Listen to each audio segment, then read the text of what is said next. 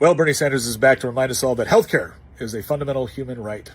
Now, I used to think that maybe Bernie Sanders was just ignorant with respect to what a fundamental human right was, but now I know, no, he's just a liar. He's lying about this, and here's how I know. If I were to go to Senator Sanders and I were to say, Bernie, I have a fundamental right to keep and bear arms, therefore I expect the government to provide me said arms at taxpayer expense, I have no doubt that he would be like, well, Nicholas, that is not what a fundamental right is. It does not obligate your neighbor to pay for your guns. Really? Is it? Wait a second. You're telling me my fundamental right to keep and bear arms, just like my fundamental right to freedom of speech or freedom of religion or freedom of the press, doesn't obligate my neighbors to subsidize my rights? Huh. I wonder if that has anything to do with the fact that you can't have a fundamental right to the labor or property of somebody else, because that would essentially enslave that person to your needs, wants, and desires. But wait, that begs the question, what is healthcare?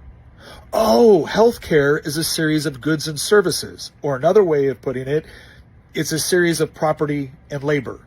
So you can't have a fundamental right to it. Now, why do you keep using this term?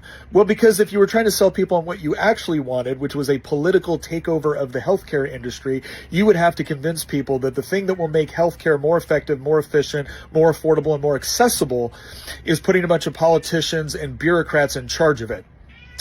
And something tells me you're not going to be able to sell people on that. So, like I said, you're not confused. He's just lying.